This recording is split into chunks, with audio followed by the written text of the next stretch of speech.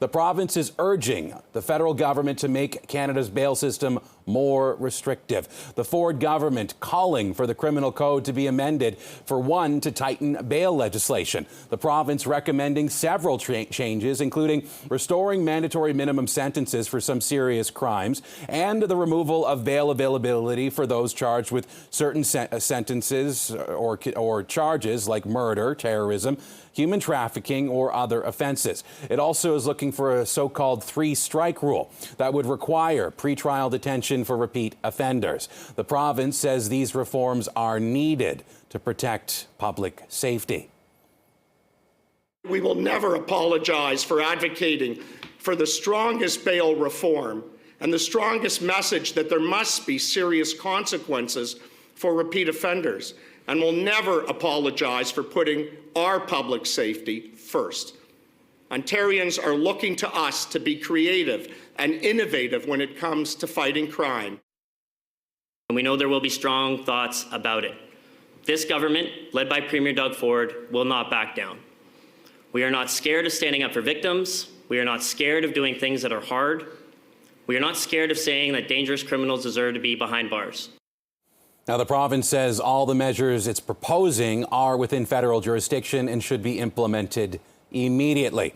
So for reaction to today's call for bail reform, we're joined by criminal defense lawyer Joseph Neuberger. Joseph, to start, what are your first thoughts on this announcement? Deeply, deeply disturbing. There is so much packed in here which would have an incredible deleterious effect on people's rights and put in jail people who are innocent of offenses. This is highly dangerous hyperbole by the provincial government. So let's start with the removing of bail availability. This is beyond the reverse onus reforms that we've heard being called for before, and which the criminal justice system already has for many violent crimes. And also, Ottawa passed Bill C-22 last year, adding to more bail restrictions there. So in a country that has a presumption of innocence like ours, what do you make of this demand? Is this a dangerous one in your mind? Highly dangerous. This would violate not only our Charter of Rights and our constitutional principles, it would violate human rights legislation. This is insane. Literally, they would ask to remove availability for bail on murder, terrorism, human trafficking, intimate partner violence, drug trafficking, criminal possession or use of restricted firearm, robbery, including carjackings, etc. That would mean that if you're charged, although you're presumed innocent, you would not get bail. And you know very well, Andrew, that statistically there's about 75% of the remand population, those in jail now waiting to have a trial.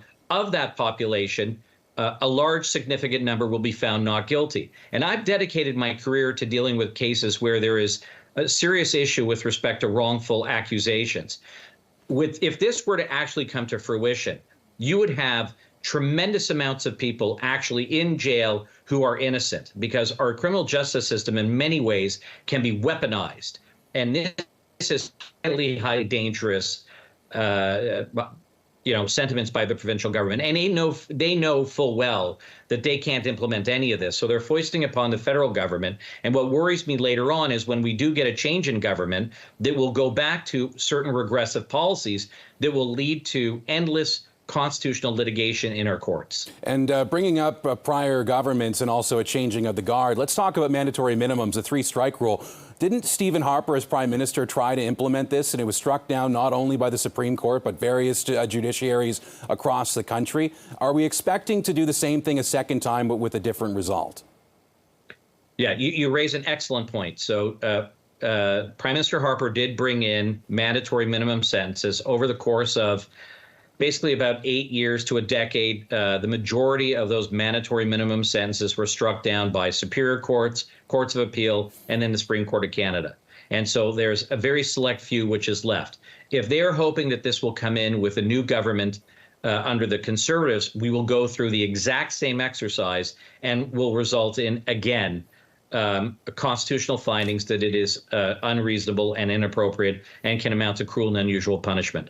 So we should not go down that exercise. We need to focus in a more nuanced way in particular areas where there are issues. And there are some tweaking and changes that can be done. But this is highly draconian and very frightening. I mean, you can imagine people that you know are charged with offenses and are found innocent at the end of the day. And these are very significant movements by a provincial government that can hamper our rights. And I think we got to be very careful and take a step back as a voting public to not endorse this. And just very quickly, Joseph, looking at some of the offenses that bail would be essentially non-existent for, murder, terrorism, human trafficking, as you mentioned, others. Yeah. Looking at a lot of these offenses, particularly those that involve firearms, aren't there already isn't it also at this point, bail is restrictive in those cases? Because in a lot of people that are charged with more serious violent crimes are not getting bail right now. Again, excellent point. So if you're charged with murder, you're automatically detained. You have to apply to Superior Court to get released. A very small percentage of individuals who are charged with homicide are released. With respect to serious crimes involving firearms, there is generally a reverse onus.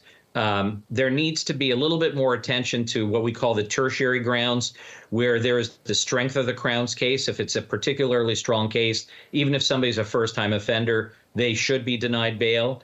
But these are just small tweaks, but there's already very restrictive policies in place to ensure that people who are charged with violent offenses stay in jail. And with respect to repeat offenders, it's even harder.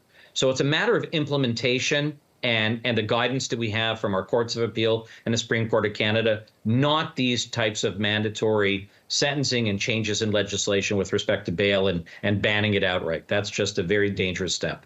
Dangerous, and as you said before, draconian, as you've described it. We appreciate your insights here, Joseph. As always, thank you for your time. Thank you, Andrew. Take care. And Joseph Neuberger is a criminal defense lawyer. As I said, we do appreciate having him on the show.